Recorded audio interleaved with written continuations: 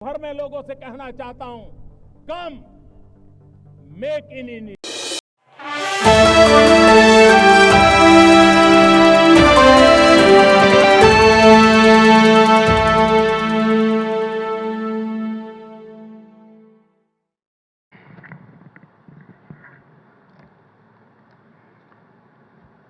विवेक गोयनका जी, भाई Anant, George Verghese ji, Rajkamal Jha, Indian Express group के सभी अन्य साथी, एक्सेलेंसीज, यहाँ उपस्थित अन्य महानुभाव, देवी और सज्जनों, आज हम सब एक ऐसी विभूति के सम्मान में यहाँ आए हैं जिन्होंने भारतीय लोकतंत्र में पत्रकारिता, अभिव्यक्ति और जन आंदोलन की शक्ति को नई ऊंचाई दी है। रामनाथ जी ने एक विजनरी के रूप में, एक इंस्टीट्यूशन बिल्डर के रूप में, एक नेशनलिस्ट के रूप में और एक मीडिया लीडर के रूप में इंडियन एक्सप्रेस ग्रुप को सिर्फ एक अखबार नहीं बल्कि एक मिशन के रूप में भारत के लोगों के बीच स्थापित किया। उनके नेतृत्व में ये समूह भारत के लोकतांत्रिक मूल्यों और राष्ट्रीय हितों की आवाज बना। इसलिए 21वीं सदी के इस कालखंड में जब भारत विकसित होने के संकल्प के साथ आगे बढ़ रहा है, तो रामनाथ जी की प्रतिबद्धता, उनके प्रयास, उनका विजन हमारी बहुत बड़ी प्रेरणा है। मैं इंडियन एक्सप्रेस ग्रुप का आभार व्यक्त करता हूं कि आपने मुझे इस व्याख्यान में आमंत्रित किया। मैं आप सभी का अभिनंदन करता हूं। साथियों, रामनाथ जी गीता के एक श्लोक से बहुत प्रेरणा लेते थे। सुख दुखे समे कृत्वा लाभा लाभो जया जयो ततो युद्धाय युजस्व नैवं पापम अव्याप्स्यसि। अर्थात सुख दुख, लाभ हानि और जय पराजय को समान भाव से देखकर कर्तव्य पालन के लिए युद्ध करो। ऐसा करने से तुम पाप के भागी नहीं बनोगे। रामनाथ जी आजादी के आंदोलन के समय कांग्रेस के समर्थक रहे, बाद में जनता पार्टी के भी समर्थक रहे, फिर जनसंघ के टिकट पर चुनाव भी लड़ा। विचारधारा कोई भी हो, उन्होंने देश हित को प्राथमिकता दी। जिन लोगों ने रामनाथ जी के साथ वर्षों तक काम किया है, वो कितने ही किस्से बताते हैं जो रामनाथ जी ने उन्हें बताए थे। आजादी के बाद जब हैदराबाद और रजाकारों को उसके अत्याचार का विषय आया, तो कैसे रामनाथ जी ने सरदार वल्लभ भाई पटेल की मदद की। 70 के दशक में जब बिहार में छात्र आंदोलन को नेतृत्व की जरूरत थी, तो कैसे नानाजी देशमुख के साथ मिलकर रामनाथ जी ने जेपी को उस आंदोलन का नेतृत्व करने के लिए तैयार किया। इमरजेंसी के दौरान जब रामनाथ जी को इंदिरा गांधी के सबसे करीबी मंत्री ने बुलाकर धमकी दी कि मैं तुम्हें जेल में डाल दूंगा, तो इस धमकी के जवाब में रामनाथ जी ने पलटकर जो कहा था, ये सब इतिहास के छिपे हुए दस्तावेज हैं। कुछ बातें सार्वजनिक हुई, कुछ नहीं हुई हैं, लेकिन ये बातें बताती हैं कि रामनाथ जी ने हमेशा सत्य का साथ दिया, हमेशा कर्तव्य को सर्वोपरि रखा, भले ही सामने कितनी ही बड़ी ताकत क्यों न हो। साथियों, रामनाथ जी के बारे में कहा जाता था कि वे बहुत अधीर थे। अधीरता नेगेटिव सेंस में नहीं, पॉजिटिव सेंस में। वो अधीरता जो परिवर्तन के लिए परिश्रम की पराकाष्ठा कराती है, वो अधीरता जो ठहरे हुए पानी में भी हलचल पैदा कर देती है। ठीक वैसे ही आज का भारत भी अधीर है। भारत विकसित होने के लिए अधीर है। भारत आत्मनिर्भर होने के लिए अधीर है। हम सब देख रहे हैं 21वीं सदी के 25 साल कितनी तेजी से बीते हैं। एक से बढ़कर एक चुनौतियां आई, लेकिन वो भारत की रफ्तार को रोक नहीं पाई। साथियों, आपने देखा है कि बीते 4-5 साल कैसे पूरी दुनिया के लिए चुनौतियों से भरे रहे हैं। 2020 में कोरोना महामारी का संकट आया, पूरे विश्व की अर्थव्यवस्थाएं अनिश्चितताओं से घिर गई, ग्लोबल सप्लाई चेन पर बहुत बड़ा प्रभाव पड़ा और सारा विश्व एक निराशा की ओर जाने लगा। कुछ समय बाद स्थितियां संभलना धीरे धीरे शुरू हो रहा था, तो ऐसे में हमारी पड़ोसी देशों में उथल-पुथल शुरू हो गई। इन सारे संकटों के बीच हमारी इकोनॉमी ने हाई ग्रोथ रेट हासिल करके दिखाया। साल 2022 में यूरोपियन क्राइसिस के कारण पूरे दुनिया की सप्लाई चेन और एनर्जी मार्केट प्रभावित हुआ। इसका असर पूरी दुनिया पर पड़ा। इसके बावजूद भी 2022-23 में हमारी इकोनॉमी की ग्रोथ तेजी से होती रही। साल 2023 में वेस्ट एशिया में स्थितियां बिगड़ी, तब भी हमारी ग्रोथ रेट तेज रही। और इस साल भी जब दुनिया में अस्थिरता है, तब भी हमारी ग्रोथ रेट 7% के आसपास है। साथियों, आज जब दुनिया डिसरप्शन से डर रही है, भारत वाइब्रेंट फ्यूचर के डायरेक्शन में आगे बढ़ रहा है। आज इंडियन एक्सप्रेस के इस मंच से मैं कह सकता हूं, भारत सिर्फ एक इमर्जिंग मार्केट ही नहीं है, भारत एक इमर्जिंग मॉडल भी है। आज दुनिया इंडियन ग्रोथ मॉडल को मॉडल ऑफ होप मान रहा है।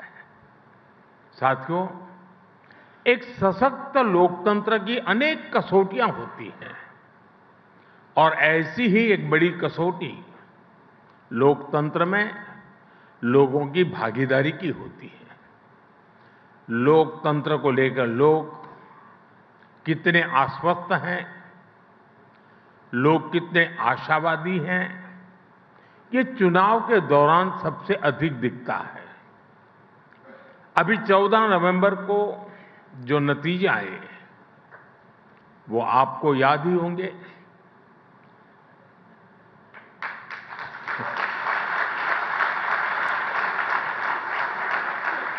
और रामनाथ जी का बिहार से नाता रहा था तो उल्लेख बड़ा स्वाभाविक है। इन ऐतिहासिक नतीजों के साथ एक और बात बहुत अहम रही है। कोई भी लोकतंत्र में लोगों की बढ़ती भागीदारी को नजरअंदाज नहीं कर सकता। इस बार बिहार के इतिहास का सबसे अधिक वोटर टर्नआउट रहा है।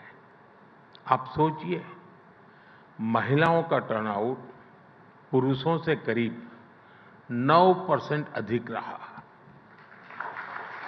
ये भी लोकतंत्र की विजय है। साथियों, बिहार के नतीजों ने फिर दिखाया है कि भारत के लोगों की आकांक्षाएं, उनकी एस्पिरेशंस कितनी ज्यादा है। भारत के लोग आज उन राजनीतिक दलों पर विश्वास करते हैं जो नेक नियत से लोगों की उन एस्पिरेशंस को पूरा करते हैं, विकास को प्राथमिकता देते हैं।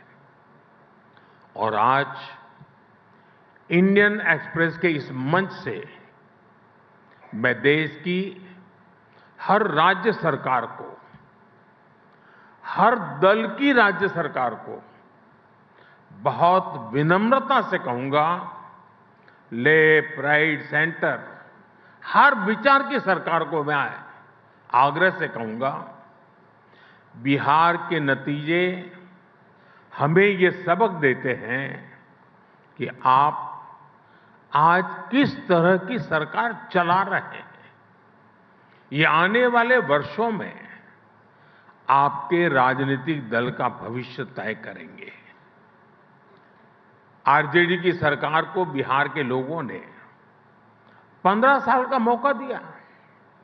लालू यादव जी चाहते तो बिहार के विकास के लिए बहुत कुछ कर सकते थे, लेकिन उन्होंने जंगल राज का रास्ता चुना। बिहार के लोग इस विश्वासघात को कभी भूल नहीं सकते।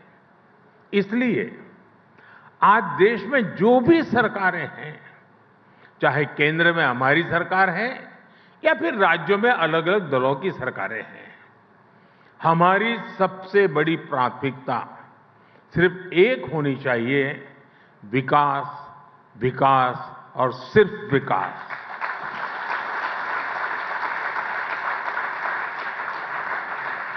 और इसलिए मैं हर राज्य सरकार को कहता हूं, आप अपने यहां बेहतर इन्वेस्टमेंट का माहौल बनाने के लिए कंपटीशन करिए। आप ईज ऑफ डूइंग बिजनेस के लिए कंपटीशन करिए। डेवलपमेंट पैरामीटर्स में आगे आने के लिए कंपटीशन करिए। फिर देखिए जनता कैसे आप पर अपना विश्वास जताती है। साथियों, बिहार चुनाव जीतने के बाद कुछ लोगों ने, मीडिया के कुछ मोदी प्रेमियों ने फिर से ये कहना शुरू किया है, भाजपा, मोदी हमेशा 24/7 इलेक्शन बोर्ड में ही रहते हैं। मैं समझता हूं चुनाव जीतने के लिए इलेक्शन मोड नहीं, 2400 घंटे इलेक्शन मोड में रहना जरूरी होता है। इमोशनल मोड में रहना जरूरी होता है, इलेक्शन मोड में नहीं। जब मन के भीतर एक बेचैनी सी रहती है कि 1 मिनट भी गंवाना नहीं है, गरीब के जीवन से मुश्किलें कम करने के लिए, गरीब को रोजगार के लिए, गरीब को इलाज के लिए, मध्यम वर्ग की आकांक्षाओं को पूरा करने के लिए बस मेहनत करते रहना है। इस इमोशन के साथ, इस भावना के साथ सरकार लगातार जुटी रहती है, तो उसके नतीजे हमें चुनाव परिणाम के दिन दिखाई देते हैं। बिहार में भी हमने अभी अभी यही होते देखा है। साथियों, रामनाथ जी से जुड़े एक और किस्से का मुझसे किसी ने जिक्र किया था। ये बात तब की है जब रामनाथ जी को विदिशा से जनसंघ का टिकट मिला था। उस समय नानाजी देशमुख जी ने, उनकी इस बात पर चर्चा हो रही थी कि संगठन महत्वपूर्ण होता है या चेहरा।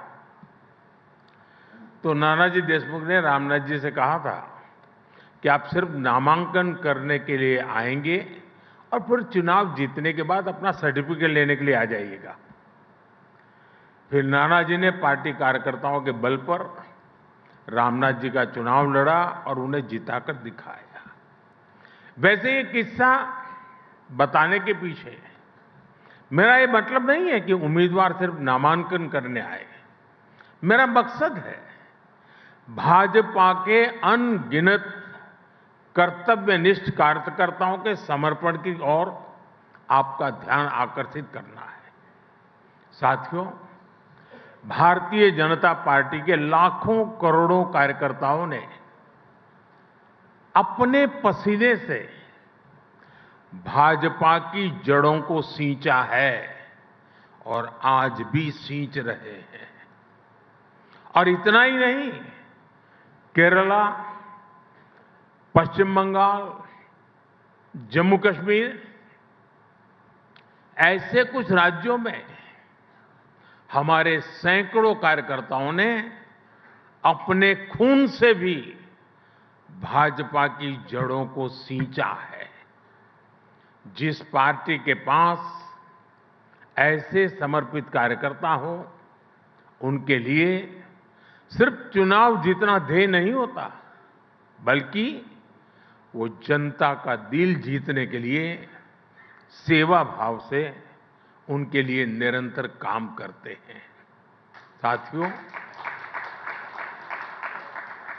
देश के विकास के लिए बहुत जरूरी है कि विकास का लाभ सभी तक पहुंचे। दलित, पीड़ित, शोषित, वंचित सभी तक जब सरकारी योजनाओं का लाभ पहुंचता है तो सामाजिक न्याय सुनिश्चित होता है। लेकिन हमने देखा कि बीते दशकों में कैसे सामाजिक न्याय के नाम पर कुछ दलों, कुछ परिवारों ने अपना ही स्वार्थ सिद्ध किया है। साथियों, मुझे संतोष है कि आज देश सामाजिक न्याय को सच्चाई में बदलते देख रहा है। सच्चा सामाजिक न्याय क्या होता है, ये मैं आपको बताना चाहता हूं। 12 करोड़ शौचालयों के निर्माण का अभियान उन गरीब लोगों के जीवन में गरिमा लेकर के आया जो खुले में शौच के लिए मजबूर थे। 57 करोड़ जनधन बैंक खातों ने उन लोगों का फाइनेंशियल इंक्लूजन किया जिनको पहले की सरकारों ने एक बैंक खाते के लायक तक नहीं समझा था। 4 करोड़ गरीबों को पक्के घरों ने गरीबों को नए सपने देखने का साहस दिया, उनकी रिस्क टेकिंग कैपेसिटी बढ़ाई है। साथियों, बीते 11 वर्षों में सोशल सिक्योरिटी पर जो काम हुआ है वो अद्भुत है। आज भारत के करीब 94 करोड़ लोग सोशल सिक्योरिटी नेट के दायरे में आ चुके हैं। और आप जानते हैं 10 साल पहले क्या स्थिति थी? सिर्फ 25 करोड़ लोग सोशल सिक्योरिटी के दायरे में थे, आज 94 करोड़ हैं। यानी सिर्फ 25 करोड़ लोगों तक सरकार की सामाजिक सुरक्षा योजनाओं का लाभ पहुंच रहा था। अब ये संख्या बढ़कर 94 करोड़ पहुंच चुकी है। और यही तो सच्चा सामाजिक न्याय है। और हमने सोशल सिक्योरिटी नेट का दायरा ही नहीं बढ़ाया, हम लगातार सैचुरेशन के मिशन पर काम कर रहे हैं। यानी किसी भी योजना के लाभ से एक भी लाभार्थी छूटे नहीं। और जब कोई सरकार इस लक्ष्य के साथ काम करती है, हर लाभार्थी तक पहुंचना चाहती है, तो किसी भी तरह के भेदभाव की गुंजाइश भी खत्म हो जाती है। ऐसे ही प्रयासों की वजह से पिछले 11 साल में 25 करोड़ लोगों ने गरीबी को परास्त करके दिखाया है। और तभी आज दुनिया भी ये मान रही है, डेमोक्रेसी डिलीवर्स। साथियों, मैं आपको एक और उदाहरण दूंगा। आप हमारे एस्पिरेशनल डिस्ट्रिक्ट प्रोग्राम का अध्ययन करिए। देश के 100 से अधिक जिले ऐसे थे जिन्हें पहले की सरकारें पिछड़ा घोषित करके भूल गई थी। सोचा जाता था कि यहां विकास करना बड़ा मुश्किल है। अब कौन सर खपाए ऐसे जिलों में? जब किसी अफसर को पनिशमेंट पोस्टिंग देनी होती थी तो उसे उन पिछड़े जिलों में भेज दिया जाता था कि जाओ वहीं रहो। आप जानते हैं इन पिछड़े जिलों में देश की कितनी आबादी रहती थी? देश के 25 करोड़ से ज्यादा नागरिक इन पिछड़े जिलों में रहते थे। साथियों, अगर ये पिछड़े जिले पिछड़े ही रहते तो भारत अगले 100 साल में भी विकसित नहीं हो पाता। इसलिए हमारी सरकार ने एक नई रणनीति के साथ काम करना शुरू किया। हमने राज्य सरकारों को ऑन बोर्ड लिया।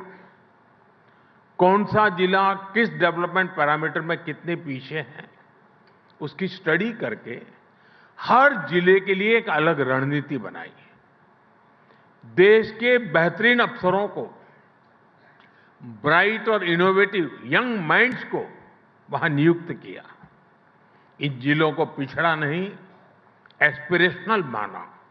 और आज देखिए, देश के ये एस्पिरेशनल डिस्ट्रिक्ट्स कितने ही डेवलपमेंट पैरामीटर्स में अपने ही राज्यों के दूसरे जिलों से बहुत अच्छा करने लगे हैं। छत्तीसगढ़ का बस्तर, वो आप लोगों को तो बड़ा फेवरेट है। एक समय आप पत्रकारों को वहां जाना होता था तो प्रशासन से ज्यादा दूसरे संगठनों से परमिट लेनी होती थी। लेकिन आज वही बस्तर विकास के रास्ते पर बढ़ रहा है। मुझे नहीं पता कि इंडियन एक्सप्रेस ने बस्तर ओलंपिक को कितनी कवरेज दी, लेकिन आज रामनाथ जी ये देखकर बहुत खुश होते हैं कि कैसे बस्तर में अब वहां के युवा बस्तर ओलंपिक जैसे आयोजन कर रहे हैं। साथियों, जब बस्तर की बात आई है तो मैं इस मंच से नक्सलवाद यानी माओवादी आतंक की भी चर्चा करूंगा। पूरे देश में नक्सलवाद माओवादी आतंक का दायरा बहुत तेजी से सिमट रहा है, लेकिन कांग्रेस में ये उतना ही सक्रिय होता जा रहा था। आप भी जानते हैं, बीते 5 दशकों तक देश का करीब करीब हर बड़ा राज्य माओवादी आतंक की चपेट में रहा। लेकिन ये देश का दुर्भाग्य था कि कांग्रेस भारत के संविधान को नकारने वाले माओवादी आतंक को पालती पोसती रही और सिर्फ दूर दराज के क्षेत्रों में, जंगलों में ही नहीं, कांग्रेस ने शहरों में भी नक्सलवाद की जड़ों को खाद पानी दिया, कांग्रेस ने बड़ी बड़ी संस्थाओं में अर्बन नक्सलियों को स्थापित किया। साथियों, 10-15 साल पहले कांग्रेस में जो अर्बन नक्सली माओवादी पैर जमा चुके थे, वो अब कांग्रेस को मुस्लिम लीगी माओवादी कांग्रेस एमएमसी बना चुके हैं। और मैं आज पूरी जिम्मेदारी से कहूंगा कि मुस्लिम लीगी माओवादी कांग्रेस अपने स्वार्थ में देश हित को तिलांजलि दे चुकी है। आज की मुस्लिम लीगी माओवादी कांग्रेस देश की एकता के सामने बहुत बड़ा खतरा बनती जा रही है। साथियों, आज जब भारत विकसित बनने की एक नई यात्रा पर निकल पड़ा है, तो रामनाथ गोयनका जी की विरासत और भी प्रासंगिक है।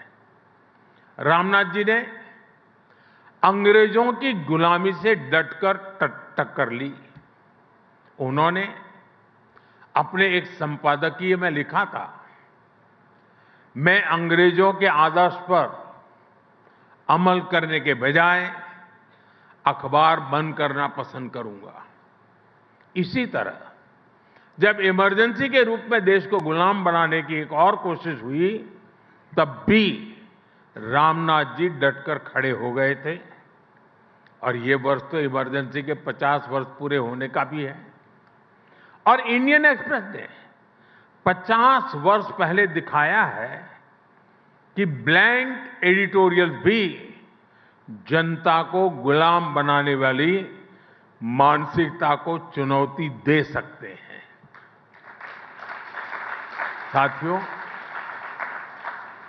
आज आपके इस सम्मानित मंच से मैं गुलामी की मानसिकता से मुक्ति के इस विषय पर भी विस्तार से अपनी बात रखूंगा।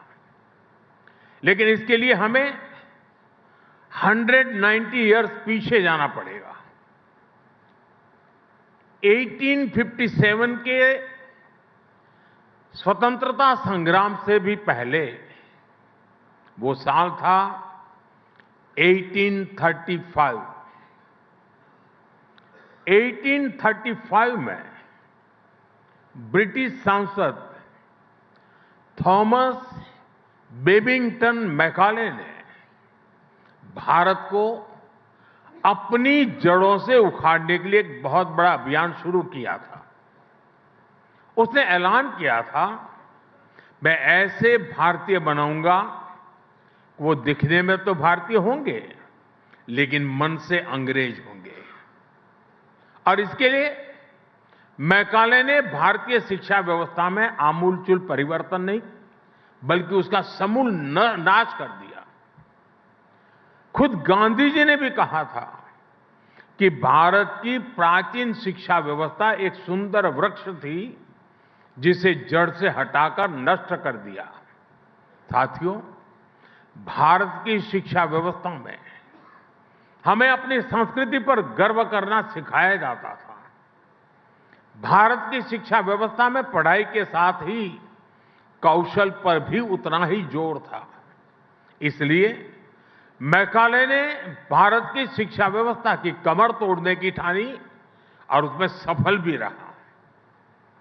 मैकाले ने यह सुनिश्चित किया कि उस दौर में ब्रिटिश भाषा, ब्रिटिश सोच को ज्यादा मान्यता मिले और उसका खामियाजा भारत ने आने वाली सदियों में उठाया। साथियों, मैकाले ने हमारे आत्मविश्वास को तोड़ दिया, हमारे भीतरहीन भावना का संचार किया। मैकाले ने एक झटके में हजारों वर्षों के हमारे ज्ञान विज्ञान को, हमारी कला संस्कृति को, हमारी पूरी जीवन शैली को ही कूड़ेदान में फेंक दिया था। वहीं पर वो बीज पड़े कि भारतीयों को अगर आगे बढ़ना है, अगर कुछ बड़ा करना है, तो विदेशी तौर तरीकों से ही करना होगा। और ये जो भाव था वो आजादी मिलने के बाद भी और पुख्ता हुआ। हमारी एजुकेशन, हमारी इकोनॉमी, हमारी समाज के एस्पिरेशन, सब कुछ विदेशों के साथ जुड़ गई। जो अपना है उस पर गौरव करने का भाव कम होता गया।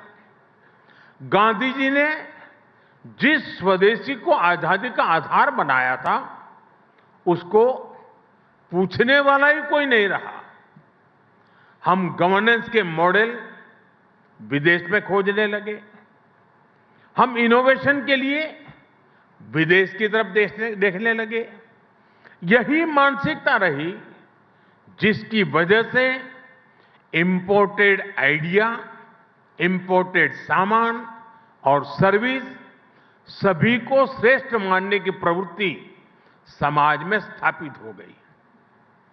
साथियों, जब आप अपने देश को सम्मान नहीं देते हैं तो आप स्वदेशी इकोसिस्टम को नकारते हैं, made in India manufacturing ecosystem को नकारते हैं। मैं आपको एक और उदाहरण टूरिज्म की बात करता हूं।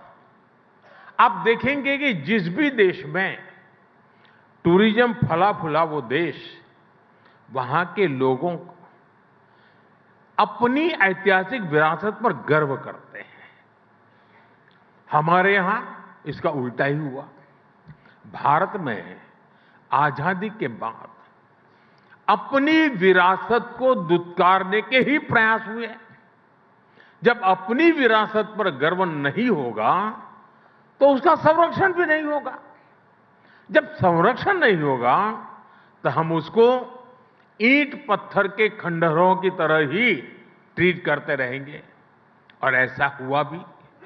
अपनी विरासत पर गर्व होना टूरिज्म के विकास के लिए भी आवश्यक शर्त है।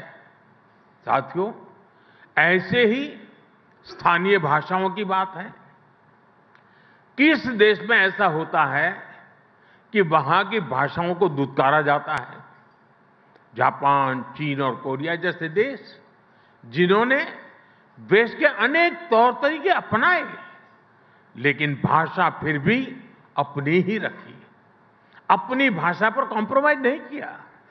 इसलिए हमने नई नेशनल एजुकेशन पॉलिसी में स्थानीय भाषाओं में पढ़ाई पर विशेष बल दिया है।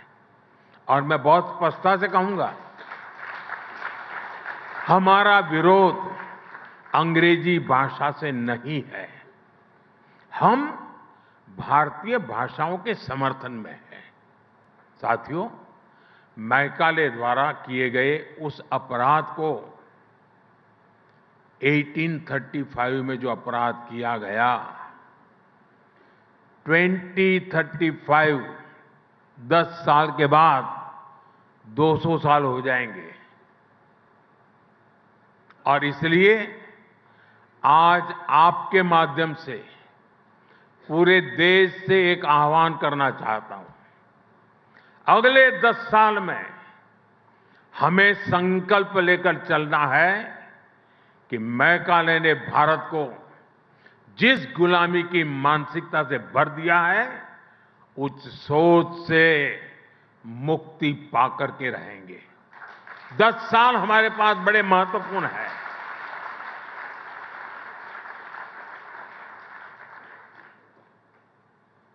मुझे याद है एक छोटी घटना।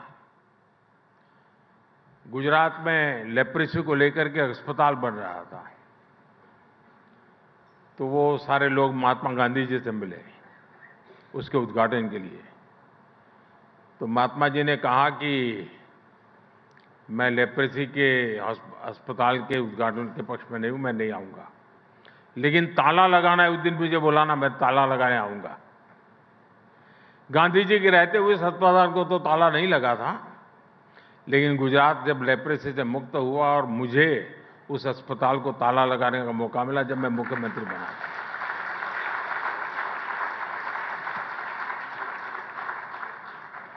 1835 से शुरू हुई यात्रा 2035 तक हमें खत्म करके रहना है। जी, गांधी जी का जैसे सपना था कि मैं ताला लगाऊंगा, मेरा भी सपना है कि हम ताला लगाएंगे।